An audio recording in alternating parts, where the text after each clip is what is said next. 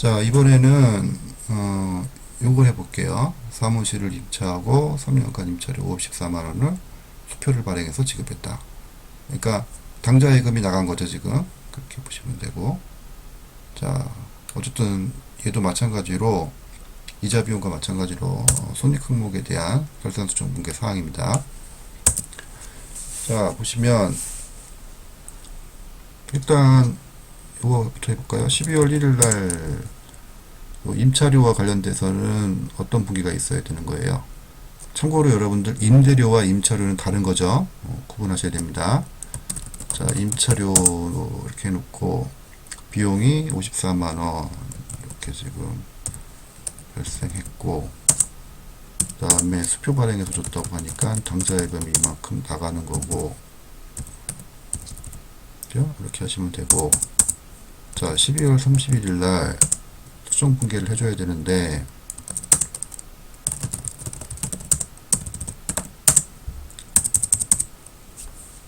자, 수정 분계를 안 해준다? 그럼 이거 어떻게 되는 거야, 지금?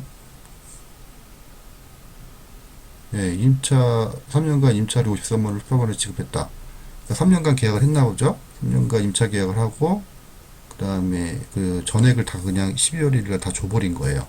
36개월치를 지금. 그러면 이거는 뭐 그 이후 거는 필요가 없고, 일단 이렇게 해야 되겠네요. 자, 일단 이 얘기 먼저 해야 되겠네요. 아까 이자 비용과 같은 논리인데, 임차료 54만원이 지금 기록이 되어 있잖아요. 근데 지금 이것도 이렇게 되겠다. 이렇게 하고 할게요. 이렇게 할게요. 자, 아까 이자 비용과 같은 논리인데, 아무런 결산 수정 분계를 안 해주게 되면 2020년 임차료라는 비용이 얼마만큼 과대 계상돼요, 지금? 과대 계상되는 게 맞죠? 왜 그래요? 한 달간 사무실을 임차해서 쓰고 있는데, 당해년도에는 임차료라는 비용은 3년간의 임차료를 모두 지급시키고 있잖아요. 따라서 임차료는 35개월치 임차료만큼 과대 계상되는 거죠.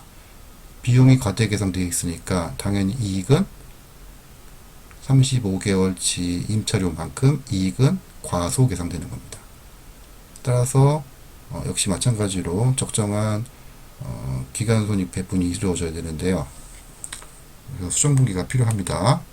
그래야만 손익계산서에 단기 경영성과가 올바로 반영이 되겠죠. 자, 그러면 어떻게 하면 될까요? 일단 12월 31일 날 이렇게 해야 되나? 이렇게 하면 되죠. 일단 문제가 되는 게 뭐예요? 문제가 되는 게 즉 임차료 54만원이 과세 계산돼 있다는 거 아니에요. 그 얘를 줄여주면 되는 거죠. 지금 그럼 줄여주려면 이렇게 하고 이렇게 할게요. 이렇게 하고 이렇게 좀 같이 할까요? 이렇게. 자, 얘가 지금 과대 계상돼 있다고 하니까 얘를 줄여주면 되는 거 아니에요. 지금 비용을. 그 비용 얘를 줄여주려면 반대편에 써주면 되죠. 이렇게. 그죠?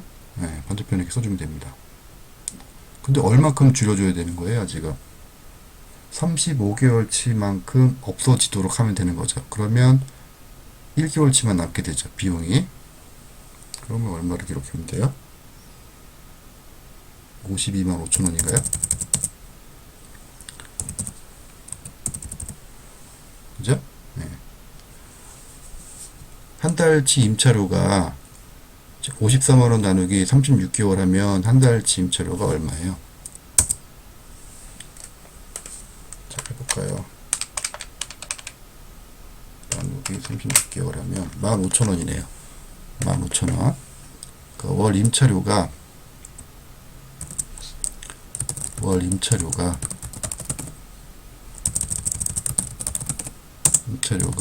15,000원입니다, 지금. 그죠? 그러면, 자, 52만 5천원만큼 줄여주면 53만원 빼기 52만 5천원이 되니까 결국 장부 재무제표에는 15,000원만 기록이 됩니다. 그리고 뭐 저 복식북이니까 똑같이 이렇게 카피해 가지고 붙이면 되죠. 이렇게 딱 붙이면 되고, 자 그 다음에 계정 과목을 써주면 되죠. 계정 과목은 뭐라고 써주면 되겠어요. 이 52만 5천원은 뭐예요? 그렇죠. 미리 준 임차료잖아요. 지금 선급 임차료 이렇게 하면 됩니다. 선급 임차료는 자산입니다.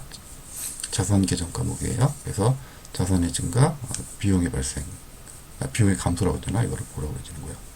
예, 아무튼 그래서 선급 임차료 52만 5천원, 그 다음에 임차료 52만 5천원 이렇게 수정 분계를 해주시면 되겠습니다. 자, 여기서 제가 이야기를 마무리할 건 아니고요. 이렇게 한번 또 생각을 해보시죠. 그러면 뭐냐면 2021년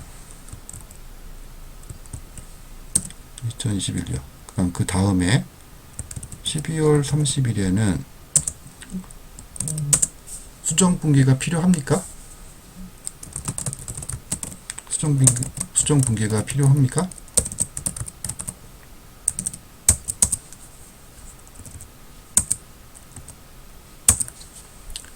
필요하죠.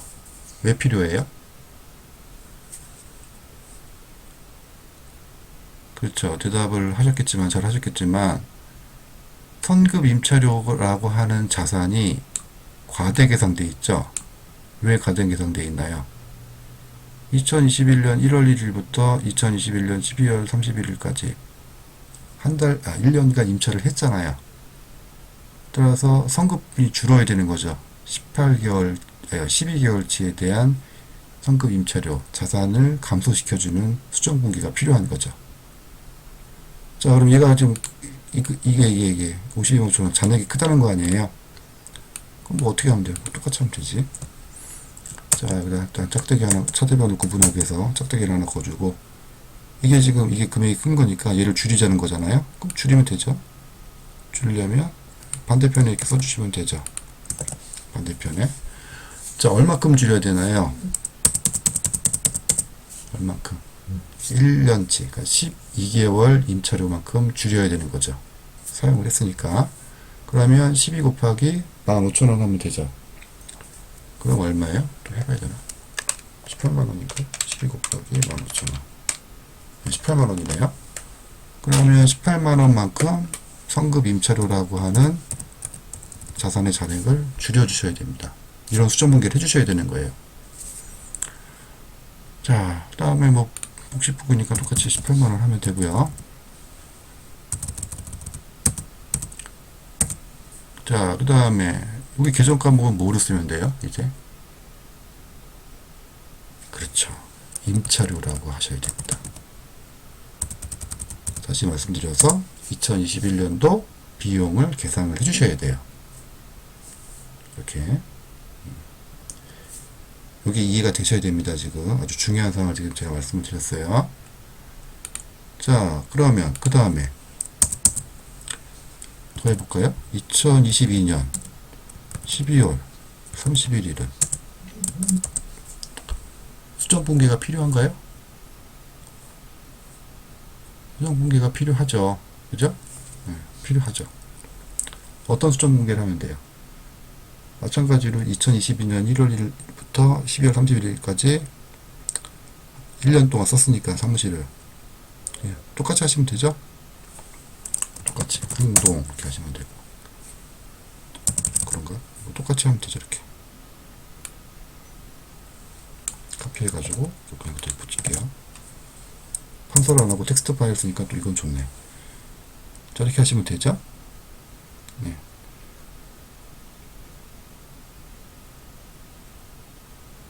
맞죠? 자, 그러면 지금 12개월, 24개월, 25개월, 즉 2023년도 11월 31일 날 임차 계약이 끝나겠네요. 그죠? 임차 계약이. 그러니까 임차 계약이 이대로 끝난다고 하면 성급 임차료에 11개월치만큼의 잔액이 남아있을 거고, 계약이 더 이상 연장되거나 뭐 그런 거 없어요. 그냥 끝났어요. 그러면 성급 임차료 잔액을 장부에서 제거해 주시는 마지막 분기를 해 주셔야 되는 거죠. 그래서 잔액은 11개월치니까 16만 5천 원이 될 거고요. 분기는 똑같이 하시면 돼요. 계정과목은 똑같이 하시면 되죠. 임차료 16만 5천 원. 그 다음에 성급 임차료 16만 5천 원. 이렇게 되는 거죠. 그러면 이제 이렇게 되는 겁니다. 저기 뭐야, 2020년 12월 31일 날 요 성급 임차료 요 자산의 잔액 52만 5천 원이 이렇게 2021년, 2022년, 2023년에 걸쳐서 장부에서 제어가 되는 거죠. 이 내용은 아주 중요한 내용이니까요. 여러분들 혹시 이해가 안 되시면 반복해서 좀 보시기 바랍니다. 자, 그 다음에 여기 보험회사인데, 보험회사는 임차료 지금 설명드린 내용과 같아요. 내용이. 그러니까 제가 따로 설명드리지는 않겠습니다. 그 다음에 12월 2일날 요거 소모품 요 얘기를 해볼게요. 재무 항목들의 결산 수정 분계 사항인데, 원칙이 뭐라고 그랬어요? 실제 잔액으로 재무제표 표시되도록 조정하는 것이 원칙이라고 말씀을 드렸어요. 자, 그러면 이렇게 해볼게요. 소모품인데, 소모품은 여러분들 공부하셨던 바와 같이 그 회계 처리가 두 가지 방법이 있죠. 구입할 때 그 자산으로 처리하는 경우가 있고, 바로 그냥 비용 처리하는 방법이 있고, 뭐 실무에서는 비용 처리하는 것이 실무적인 방법이다. 뭐 이렇게 배우셨을 거예요. 자, 그런데 여기 지금 문제에서는 자산 처리한다고 지금 비고단이 있죠. 지금 자산 처리한다고 지금 되어 있으니까 자산 처리 해봅시다. 그렇게 하면 되죠. 어떻게 됐겠어요? 2020년 12월 2일 날 자산 처리하니까 소모품이라는 자산이 40만 원만큼 증가했고요. 그 다음에 현금 줬대요. 그러니까 40만 원 이렇게 쓰면 되죠. 4만 원인데 이렇게 해주면 되고, 자, 그 다음에 2020년 12월 31일 날 여기 보시면 소모품이 5,000원이 남았대요. 지금 소모품이. 그러면 소모품 잔액이 5만원이랍니다. 그러면 이게 무슨 얘기예요? 지금 아무런 수정 분계를 안 해주면 장부상의 소모품 잔액은 40만원이 남는 건데, 실제 잔액은 5만원이라고 하죠. 그럼 어떻게 해요? 35만원만큼 줄여주는 결산 수정 분계를 반드시 해주셔야만 실제 잔액이 재무상태표에 표시가 되겠죠. 소모품이라는 계정 과목에. 자, 그러면 결산 수정 분계 합시다. 수정 분계. 지금 문제가 뭐예요? 소모품 잔액이 40만원이 아니고 5만원이라는 거죠. 지금 과대 계산돼 있다는 거죠. 자산의 금액이. 그럼 어떻게 하면 돼요? 똑같죠? 자, 똑같이 얘가 크니까 얘를 줄여주면 돼요. 그럼 반대쪽에 써주면 되죠? 이렇게 써주시면 되는데, 40만원을 다 줄이시면 안 되고 5만원만큼 남겨야 되니까 35만원 이렇게 하면 되겠네요. 자, 그 다음에 어차피 복식북이니까 똑같이 35만원 이렇게 쓰면 5만원 이렇게 쓰면 되고요.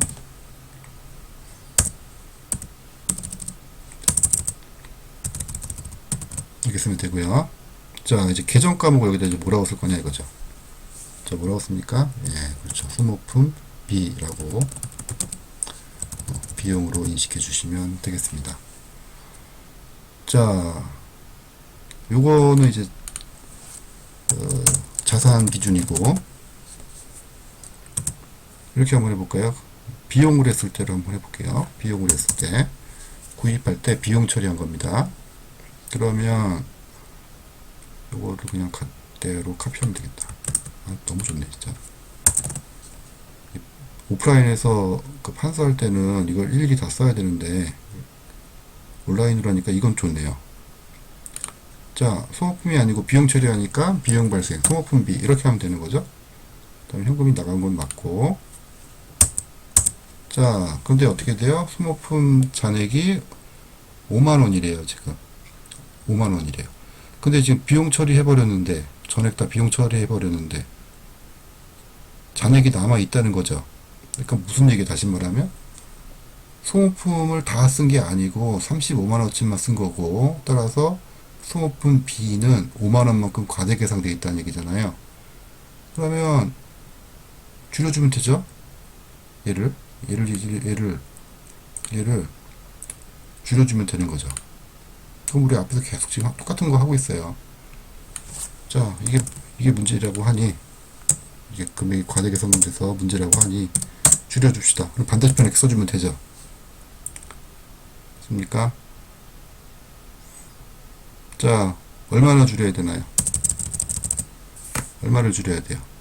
그렇죠. 5만원만큼 줄이면 소모품 B는 35만원이 되겠죠. 그 다음에 소모품 잔액, 소모품이라는 자산이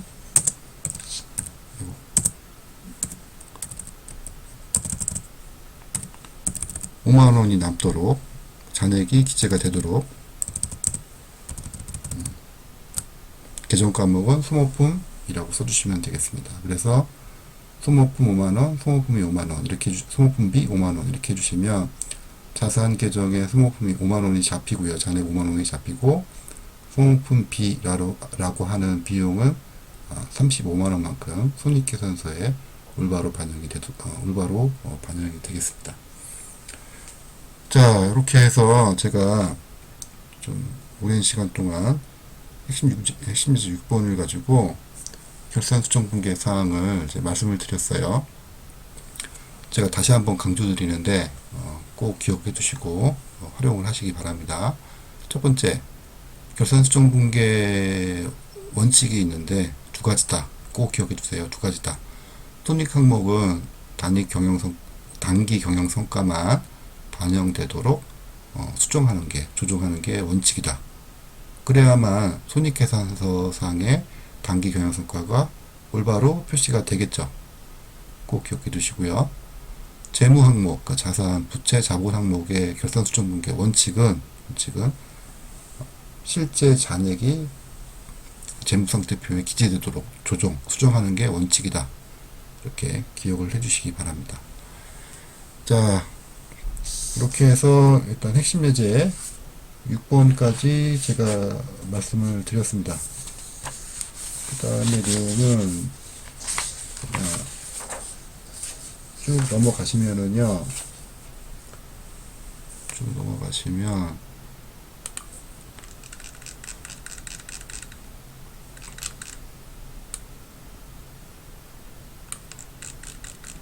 무릎 5번에 대한 해답이죠. 정산표인데, 정산표는 작성을 생략하고 작성 안 하죠. 회계원리 처음 할 때만 한번 안 나옵니다. 참고로만 보시면 되고, 그 다음에 핵심 이제 7번인데요. 요거는 여러분들이 한번 해보세요. 수정 전 시산표가 있고요. 그 다음에 수정 후 시산표가 있습니다. 이외에 어떤 수정 분계, 조정 분계가 있었는지, 결산 수정 분계 혹은 결산 조정 분계가 있었는지 추정을 해봐라. 이런 물음인데, 이 해답은 사실 앞에 본문에 있어요. 잘 찾아보시면 금액이 똑같습니다. 잘 찾아보세요. 제가 따로 설명드리지는 않겠습니다. 자, 이 수정 전 시산표와 수정 후 시산표는 결산 수정 분계 때문에 차이가 존재할 수 있다고 말씀드렸어요. 그러니까 어떠한 결산 수정 분계 때문에 양 시산표가 다르게 나와 있는지 생각을 한번 해보시기 바랍니다.